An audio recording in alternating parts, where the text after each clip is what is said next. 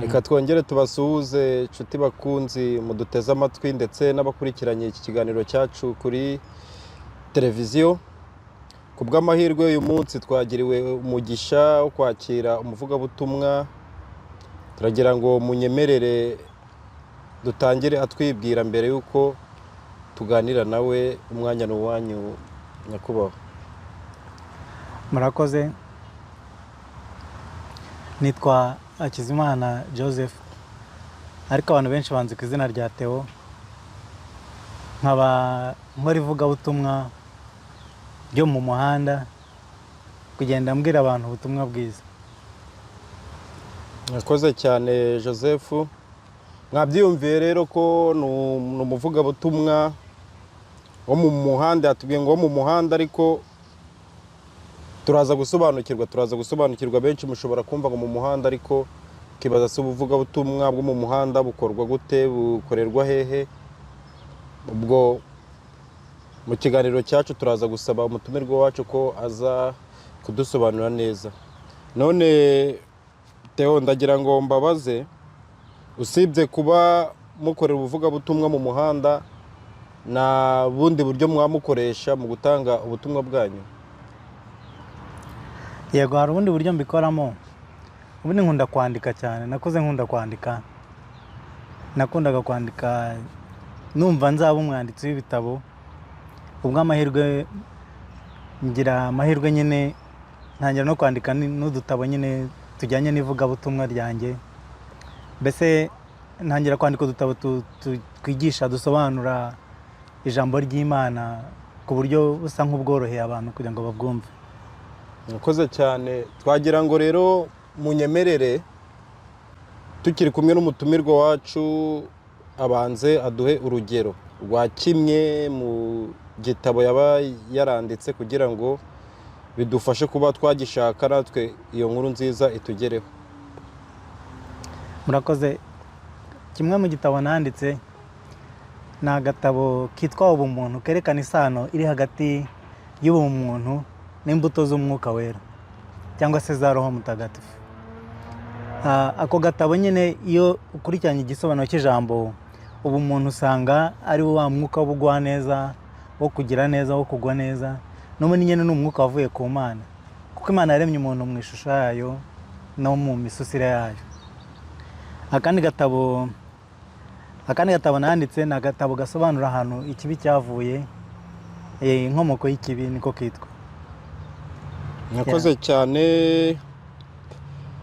Akivuga ku bijyanye n'ibitabo yagiye yandika, nge nibutse ko hari agatabo naba narigeze kubona, nza gusaranganya nshishemwo amaso ndareba, numva niba nibuka neza na kitwa inkomoko y'ikibi. Ariko icyo gitabo aricyo nifuza yuko unyemereye twagira ukuntu tukiganiraho, tugira ukuntu dusobanurira abaduteze amatwi muri aka kanya bimwe mu bikubiye muri ako gatabo, niba mubinyemereye Bwana Theo. Yego, nta kibazo. Rero murakoze cyane.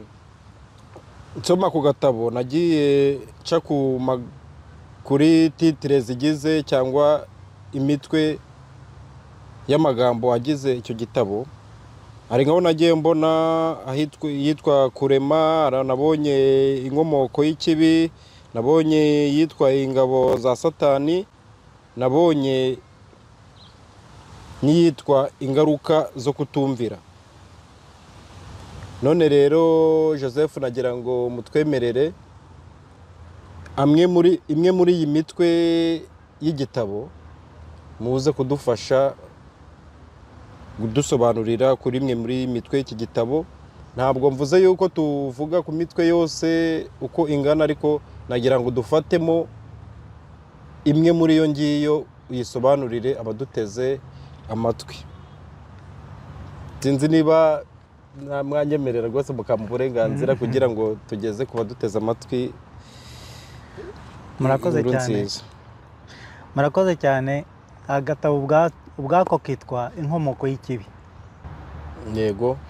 Kino kibi nyine kiza mu buzima bwacu, ugasanga umuntu arahangayika, ugasanga umuntu ararwara, ugasanga umuntu yabuze ibyo kurya cyangwa yabuze aho arara. Mbese ibi bintu bituma tugira imihangayiko. none n'abaciye mu ijambo reka tugaruke mu buzima tubamo ahangaha ku isi. Usanga hirya no hino hari abantu babona ibibera kuri iyi si, ndavuga bimwe bibangamira ubuzima bwa muntu, birimo intambara, inzara n'ibindi bintu byinshi bitari byiza. Abantu babona ibyo bintu bibera ahangaha kuri iyi si, noneho bakwibuka yuko bagiye bigishwa yuko Imana ariyo muremyi w'isi n'ibiyiriho, bakabijyana n'ukumvisha yuko ibyo bibi byaba bituruka ku Mana nabyo ubwabyo. Ese muvugabutumwa, abo bantu batekereza gutyo ko ikibi n'ibyo bintu byose bibi duhura nabyo byaba bituruka ku Mana, ni iki wababwira muri uyu mwanya?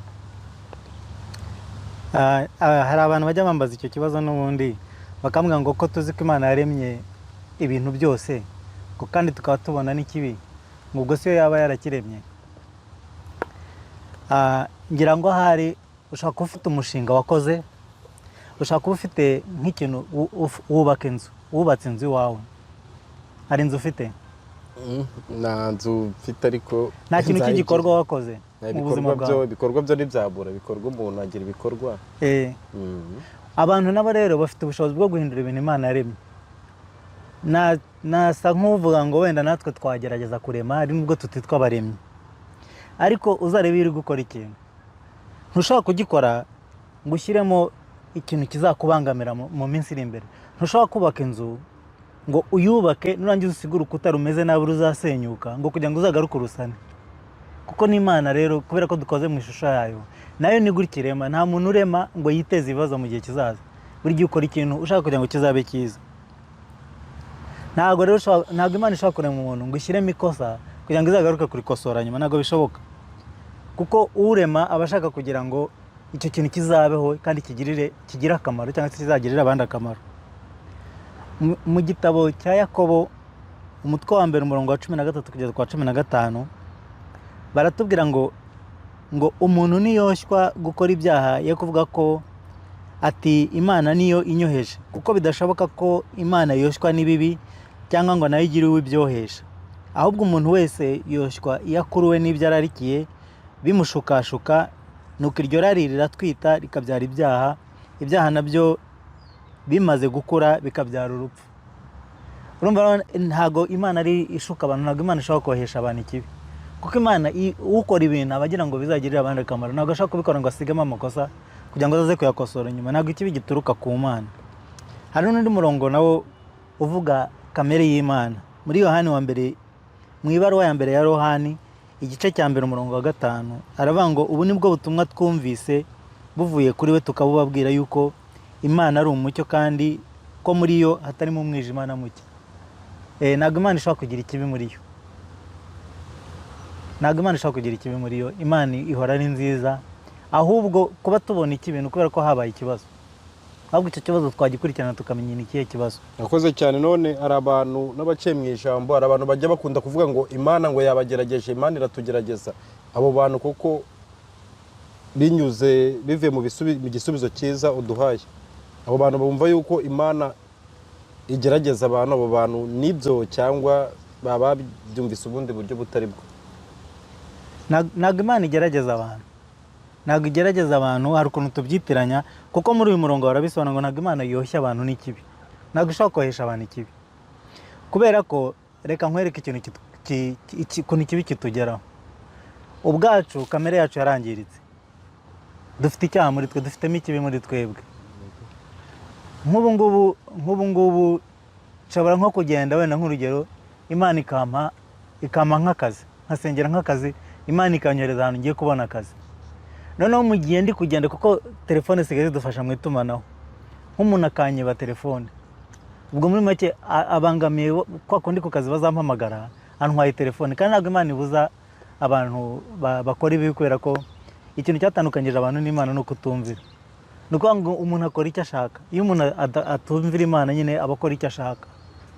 Nshobora nko kuba narasenze narasabye Imana ngo impe umwana, yampa umwana kanaka akamwanga akamwica, kubera ko imitima yigenga, imitima itumvira Imana ntabwo Imana ikontorora.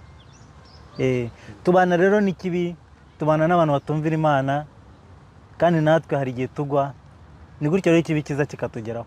Ahubwo n'aba bandi basenga ugasanga ikibi kibagarukaho, kandi Yesu yarabidusezeranyije, yaratubwiye ngo basize mu isi, kandi iyo si n'ubundi irimo ikibi. Cyokora muzagira amahoro muri njyewe, ariko mu isi muzagira imibabaro, kubera ko tubana n'ikibi, kandi abantu ntabwo bakunda nyine, ubwoko bw'Imana ntabwo bakunze kubukunda cyane. Murakoze cyane kubw'ibisubizo byiza muduhaye. Tugira ngo tuve kuri iyo ngingo rero, twagira ngo tubabaze ikibazo cya nyuma kuri iyo ngingo, ese icyaha cyaba gikomoka hehe? Icyaha, reka nkoreshe Bibiliya ukuntu babisobanura.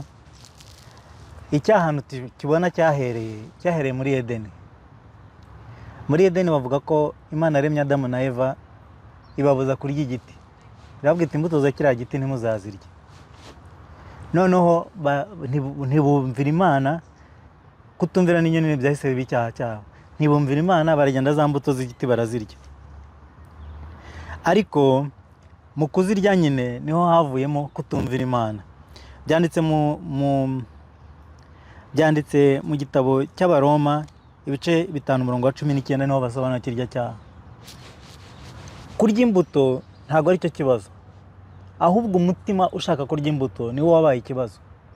Kutumvira Imana, kuko bakoze ibintu Imana idashaka ko bakora, niho ikibazo cyavuye. Kuko hari abarabisobanura bakavuga ngo kutumvira Imana k'umuntu umwe kwatumye bose baba abanyabyaha. Nshatse nko kubisobanura nkoresheje urugero rusanzwe ku isi, tekereza ufite nk'ikampani y'abakozi. Mu by'ukuri ushaka kugira ngo utere imbere, ugire ahantu ugera. Ibaze iyo bamwe bavuyemo bakajya bagusuzugura, ni ukuvuga ngo bya bindi bashaka kugeraho ntacyo ushobora kugeraho. Kutumvira rero nta sosiyete n'imwe ibikunda. Ari leta izagufunga nutumvira. Ari umuryango, mu muryango baraguca bakakwirukana. Ni nacyo cyaha gituma umubyeyi aca umwana we. Kutumvira ni ikintu kibi cyane, mbese gituma ibyo nyiri sosiyete, wa wundi utegeka sosiyete, bituma atabasha kugera ku byo apanga. Yego. Murakoze cyane. Tugira ngo tuve kuri iyo ngingo rero, nge ubwo nacishaga amaso muri kimwe mu bitabo wanditse, amatitire yagiye ankora ku mutima. So nkifuza yuko wamereza amahirwe yo kugira ngo tuganire, nagira amatitire amwe namwe nkubazaho kandi mbariza n'abaduteze amatwi muri uyu mwanya. Tukimara kubona ngo inkomoko y'ikibi, ndumva ko abaduteze amatwi muri uyu mwanya ndetse n'abadukurikiye kuri televiziyo zitandukanye banyuzwe kubw'ibisubizo byiza mwaduhaye, kuko benshi bajyaga bitiranya, babona ikibi kibagezeho bakavuga ati Imana rwose, Imana niyo yazanye ibibi. Ariko kugeza uyu mwanya bamaze kumva neza ko Imana idateza ikibi, itatwohesha gukora ikibi. Ngira ngo igisobanuro bakibonye, babamaze kubonaho inkomoko y'icyaha. None rero nagira ngo twihuse tugaruke ku ngaruka zo kutumvira. Izo ngaruka zo kutumvira mwashatse kuvuga muri iki gitabo ni izihe ngaruka? Ni ingaruka zimeze gute? Mwadusobanuriraho muri makeya. Murakoze. Reka mvugaho gatoya nanjye, ariko reka nsubire inyuma gatoya. Icyaha mu bantu cyazanywe na Satani. Satani we watangiye kutumvira, kandi icyo cyagiye kibera muri Edeni n'ubundi. Ari icya Satani cyabereye muri Edeni, ari n'icy'umuntu cyabereye muri Edeni. Edeni ukuntu mbyumva, Edeni ni nka kuriya bita Palace. La Palace, hariya nyine umwami akorera muri domaine y'umwami. Kuko mu ijuru habayo ubwami, habayo n'ingoro y'umwami mbese.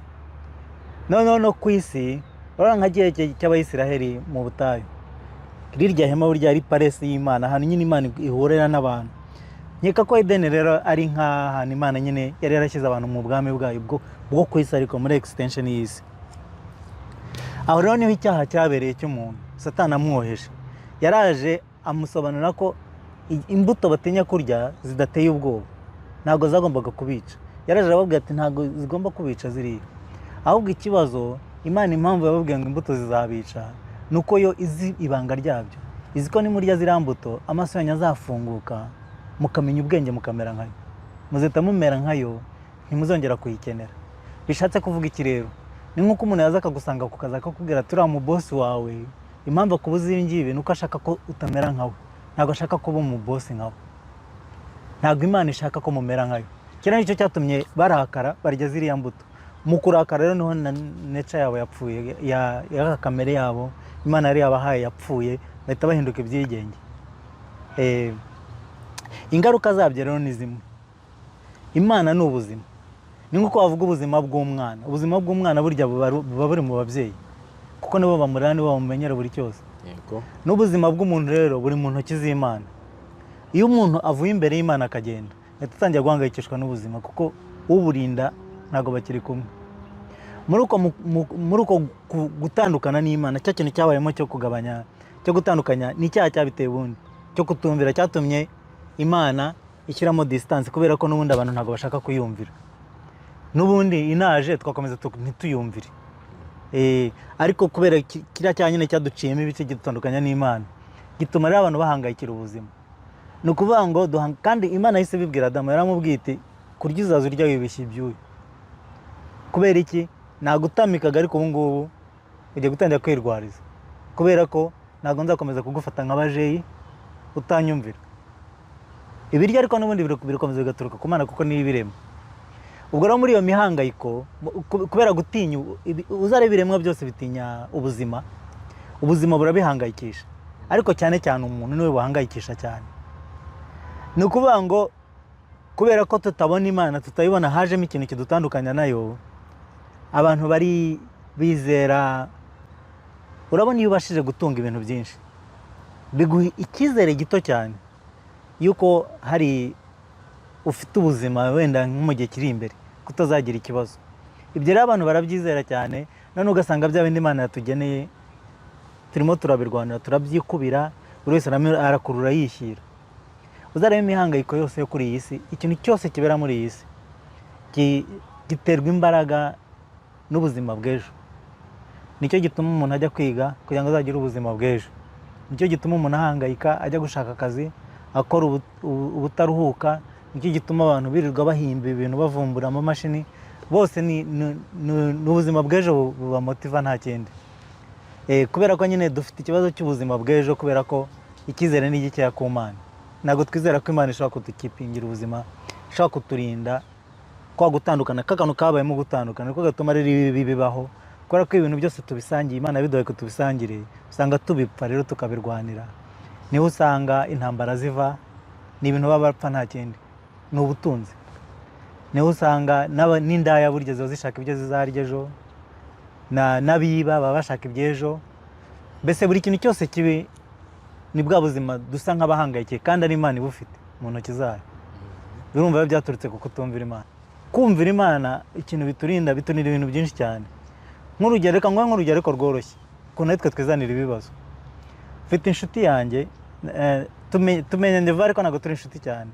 Urumva ni umugabo afite imyaka, afite nka 50 gutyo n'6, ni umuzungu. Yego. Yampaye urugero, yarambwiye ngo mu buzima bwe, mu busore bwe, Yego. yari afite amafaranga menshi cyane, yangiza ubuzima bwe pesha, akora ibyo ashaka byose. Arangije nyuma agiye kwa muganga asanga arwaye sida. Urumva kubera ko atumviraga Imana yahuye n'ibibazo. Arongera rero kubera ko yari afite ubwoba bw'urupfu, aza ku Mana iramukiza. Ubu yarakijijwe, yabaye umuntu w'Imana, ariko nyine afite za ngaruka z'icyaha zimugendaho, arwaye sida nyine. Urumva rero yaba ari umuntu wubahaga Imana ntabwo ari guhura na sida. Nk'urugero, mfite undi mukobwa w'inshuti yanjye nawe, urumva nk'urubyiruko ntabwo baba bumva ingaruka z'icyaha cyo gusambana. Arakina bamutera inda. Ubu ubuzima bwe bugiye, urabona umukobwa ubyariye mu rugo, ubuzima bwe buba bufite chance nyinshi zo kujya mu bibazo. Urumva icyo kibazo niwe wakikurura. Ariko yaba ari umuntu wumvira Imana, Imana ari kumurinda icyo kibazo ntakigere. Ariko bari hari ukuntu nyine yakwebye Imana kugira ngo yikorere ibye, ahita ahura n'ingaruka. Aya mategeko Imana iduharega arinda ubuzima bwacu, nta bibazo bizamo. Amategeko abereyeho kugira ngo aturinde, ntabwo ari kugira ngo Imana ibigenemo inyungu nyinshi cyane. Ariko amategeko abereyeho kurinda ubuzima bwawe. ngo ntuzice, niwica abandi bazakwica, ntuzibe, niwiba ugafatwa. Urumva ari amategeko nyine, ari amagambo Imana ibitubwira no kugira ngo irinde ubuzima bwacu. Yego, murakoze cyane. Ngira ngo abateze amatwi abakomeje kudukurikirana mu kiganiro cyacu, numva nizera yuko mwanyuzwe, kuko umukozi w'Imana yaduhaye ibisobanuro by'ukuri kandi biri mu mucyo, kuko yagiye adohereza n'imirongo umuntu ashobora gushakiramo ibisubizo birenze ibyo yaduhaye aha ngaha. Nagira ngo rero mbere yuko dusoza, reka twongere tugaruke ku bijyanye n'ivugabutumwa. Dutangira mwatubwiye yuko mukora ivugabutumwa ryo mu muhanda, mutubwira yuko hazamo no gukoresha inyandiko kugira ngo murusheho gusakaza inkuru nziza hose. Noneho nagira ngo mbabaze, nyuma yuko mukora ivugabutumwa ryo mu muhanda ndetse n'iry'inyandiko, mwumva yuko nta bundi buryo mwazakoresha mu kugira ngo murusheho gusakaza inkuru nziza ku isi yose? uburyo bwose bushoboka njye nabukoresha. Kera mfite website ariko yageze ngo irahagarara, ariko ubu ndashaka kongera kuyifungura. Nari nyifite yitwaga mubihebyanyu.com. Burondo nzongera nyifungura. Mfite na channel, mfite YouTube channel. Naguce mu ijambo ni ukuvuga ngo ubu ngubu abadukurikiza amatwi bagiye gushaka kujya kuri YouTube bakajya kureba mu bihe bya nyuma, ari ikintu babona. Hariho amavideo nashyizeho nk'aya ngaya nyine nsobanura ibintu byerekeranye n'ubuzima. Yego, hariho amavideo menshi. Mwakomeza. Website nkoresha na YouTube, nkagenda nsura n'abantu, nkajya nko ku muhanda nyine, niyo mpamvu navuze ngo nivuga ubutumwa ryo ku muhanda. Nkajya ku muhanda nkajya mvugisha abantu, mbabwira ijambo ry'Imana. Rimwe na rimwe nyine iyo mu nsengero naho abantu ndagenda nkabasangiza ijambo ry'Imana. Ahandi numva nshaka kuzashyira imbaraga, burya no mu kuririmba, mu ndirimbo habamo ubutumwa bwiza. Ikizanshobokera cyose nzagikora, no mu biterane. Mu minsi iri imbere nzaza nkora ibiterane. None murakoze cyane. None uwo murimo w'ivugabutumwa uwukora uri umwe cyangwa hari abandi bantu mufatanye? Natangiye ndi umwe, kandi burya mu gutangira umuntu aba asa nk'utabyumva neza, afite n'ubwoba. Natangiye ndi umwe, ariko kubera ko nakomeje kumva ijwi rimvugiramo ngo komeza genda, komeza genda, ndakomeza. Hashize igihe ndasenga, kubera nyine numvaga nsa nkaho ndi gucika intege, nsaba Imana ndayibwira ngo impe undi muntu umfasha. Mpita mpura, hari umugabo dusengana ukomoka muri Amerika, duhita duhura mu cyumba cy'amasengesho, tuba inshuti, dutangira kugendana rero twigisha. Nyuma ye haziraho undi mudamu nawe w'umunyarwandakazi. Ubu tumaze kuba igroupe y'abantu 6, ariko turimo turaguka, turimo turongeraho n'abandi. Kandi nyine mu ivugabutumwa ntabwo uvuga ivugabutumwa gusa, ushaka n'abandi bantu ukabigisha kuvuga ivugabutumwa. Ubu nibyo nshaka kujya nshishikariza abantu. Ivugabutumwa ni iryacu twese, ni umurimo Yesu yahaye abazamukurikira bose. Burya zirya ntumwa nitwe zihagarariye, twese turabakurikira Yesu, nyine turi intumwa ze. Tugomba rero kumwamamaza ahantu hose, kandi kumwamamaza ntabwo bigoye. Ni ukugenda ugatanga ubuhamya, nyine ukavuga ibyakubayeho, ukavuga ukuntu akiza, ukabisobanura. Byaba na ngombwa ugasubira mu ijambo ry'Imana ukerekana ibyo yakoze n'uwo ari we mu by'ukuri, ukamusobanura. Kuko iyo umuntu amaze kumenya Yesu arakira pe. Muzabaza abantu bahuye nawe, abantu babashije kumumenya, barakize mu mitima yabo. Ushobora kubona umuntu afite ibibazo nk'igihumbi, ariko nta kibazo afite mu mutima, kubera ko Yesu atanga amahoro yo mu mutima menshi cyane. Aguha umwuka we, kandi urya mwuka nyine uraza ukakwicaramo ukaguturisha neza. Ni umwuka utanga ubugingo. Ni ukuri murakoze cyane. Ubwo hari abantu benshi badukurikiye, hari abatabasha kubona uburyo bwo kujya kuri website, hari abatabasha kubona uburyo bwo kubona igitabo. Birashoboka cyane. Bakaba bifuza kumva amagambo, bakaba banezerewe n'amagambo harimo kukuvamo uyu mwanya w'inkuru nziza. So baba bifuza yuko kubona mukaganira, wifuza ko mwaganira ufite ibibazo, yumva ko mubonanye aruhuka, yumva ko mubonanye ari ikintu cyakwiyongeraho mu Kristo bwe cyangwa mu kwakira ingabire z'umwuka wera, nagira ngo umuntu nk'uwo ni gute ukuntu yakubona aramutse yifuza ko akwegera kumva amagambo meza utangaza, ni gute ukuntu yababona, mwadusobanurira? Nimero yanjye ya telefone ni agasaraba 27 7 850 648 00. Iyo niyo nimero yanjye ya telefone, iri no kuri WhatsApp, umuntu yanyandikira nta kibazo tugacatinga, afite ikibazo akambaza nkamusubiza. Murakoze cyane, nanjye reka mufashe nongere mbasubiriremo. Yatubwiye ko umuntu wakwifuza kumubona cyangwa kugira ngo bahure, nimero yiwe akoresha kuri WhatsApp ni ikimenyetso cyo guteranya ugakiraho 27 78 50 64 8 2. Iyo nimero nuyihamagara cyangwa ukamwandikira azagusubiza, muvuga n'uburyo mwabonana kugira ngo mufatanye kwamamaza inkuru nziza. None turagira ngo rero dusoza, turagira ngo dusoza niki ku byo tumaze kuganira, niki mwabwira abaduteze amatwi muri uyu mwanya, bakurikiranye ikiganiro cyacu, abazasoma cyangwa basomye bimwe mu bitabo mwandika, sinzi nk'umwanzuro cyangwa inama mwabahereza muri uyu mwanya, akaba ariho dusoreza. Murakoze cyane.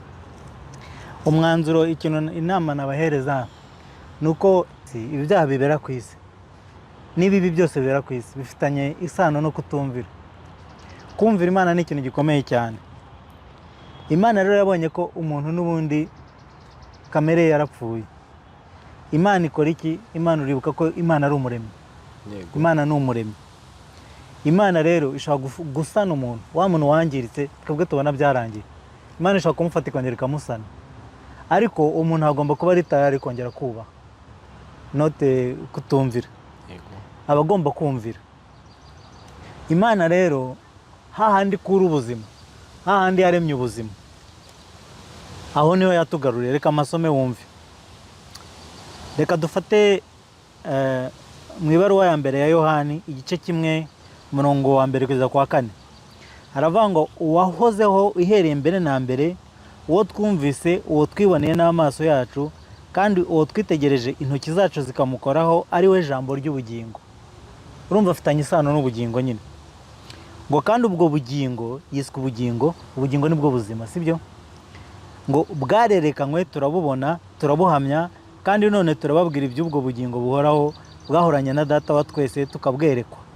Ibyo twabonye tukabyumva nibyo tubabwira, kugira ngo namwe mufatanye natwe kuko ubwacu dufatanyije na Data wa twese n'umwana we Yesu Kristo. Ibyo nibyo tubandikiye kugira ngo umunezero wanyu ube mwinshi. Urumva rero barimo baratubwira ngo biboneye ubwo bugingo. Ubugingo n'ubuzima bw'abantu, mbese aho ubuzima buturuka. Uwo rero baramwiboneye kuko niwe buzima. Noneho muri Yohani nanone igice cya 1 umurongo wa 1 kugeza kwa 4 baravuga ngo mbere na mbere hariho jambo. Jambo uwo yahoranye n'Imana, kandi jambo yari Imana. Uwo yahoranye n'Imana mbere na mbere, ibintu byose niwe wabiremye, ndetse mu byaremwe byose nta na kimwe kitaremwe nawe. Ngo muri we harimo ubugingo. Urumva Yohani aracyabishimangira akavuga ati ubwo bugingo buri muri we. Ngo yari mu isi, ngo ni nawe wayiremye, ngo nyamara ab'isi ntibamumenye. Hariya rero wambajije Yesu ubundi ni ubuzima, bwa buzima Imana yakoze mu buzima bwacu, nibwo buzima yongeye kugarura, kubera ko iyo ukoze icyaha utakaza ubuzima. Burya buzima rero nibwo yagaruye. Iyo usomye igice cya mbere cyose, iyo usomye Yohani igice cya mbere cyose ukamanuka hasi, bagenda babisobanura ngo jambo yahozeho, uwo jambo aba umuntu ahinduka nkatwe. Wajya ku murongo wa 14 bakavuga ngo yabaye umuntu ahinduka nkatwe, wagera ku murongo wa 17 bakakubwira ngo yabaye Yesu Kristo. Ni Yesu Kristo rero niwe jambo, kandi uwo jambo yahoranye n'Imana, uwo jambo yari Imana. Ngo ibintu byose niwe wabiremye, niko biri tubwira. Urumva rero ni Imana n'ubundi nyine hari ukuntu ikora ibintu byayo, ifite ubuhanga bwinshi cyane ntabwo twabishobora. Ushatse gutekereza ukuntu irimo ibintu ntabwo wabivamo. Hari ibintu byinshi cyane tureba n'abascientiste bakareba bakumirwa, barabireba bakumirwa, ntabwo bapfa gusobanukirwa ibintu byose yaremye. Aha rero ubwo buzima hano baradusobanura ko ubwo buzima kubera ko ari bwo bubura, iyo tutumvira Imana tubura ubuzima. Ubwo buzima rero bwaje muri twe kugira ngo twongere tubusubirane. Yego, ngira murakoze cyane. Rero ngira ngo abantu bakomeza gushidikanya bibaza se jambo uvugwa muri Bibiliya kuki tutamwumva hirya no hino, uwo jambo ninde? Ngira ngo igisubizo twakibonye, igisubizo twarangije kukibona ko jambo uvugwa muri Yohana ari jambo ari we Yesu Kristo. Numva rero bakunzi bacu mwanyemerera tugasoreza ahangaha, mukanamfasha tugashimira umuvugabutumwa wacu byimazeyo tubikuye ku mutima, kuko yadusangije twabonye ingaruka z'icyaha, abonye ingaruka zo kutumvira, kandi twanasobanukiwe neza ko ibibi bitugeraho, bibi inzara, bibi intambara n'ibindi bibi byose ntaho bihuriye n'Imana, bidaturuka ku Mana, ahubwo bituruka ku ngaruka zo kutumvira Imana, ahubwo ko bituruka ku ngaruka zo kugira gute, zo kutumvira Imana. Ni ukuri rero reka tubashimire. Yego, namwe murakoze. Twivuye inyuma tureka tubashimire cyane, kugira ngo tunabasabe ko n'ikindi gihe nitubakenera nyamuza mwazaza tukaganira n'abakunzi bacu, narwo ni rwa rwego rwiza rwo kurushaho gusakaza inkuru nziza. Murakoze cyane. Yego, nanjye ndabashimira cyane, kandi ndashimira n'abadukurikiye, abafashe umwanya wabo kudutega amatwi. Imana ibahe umugisha, kandi twese duhana umugisha. Murakoze cyane. Murakoze cyane, turabashimiye cyane. Yego, murakoze. Yego, Imana ibahe umugisha.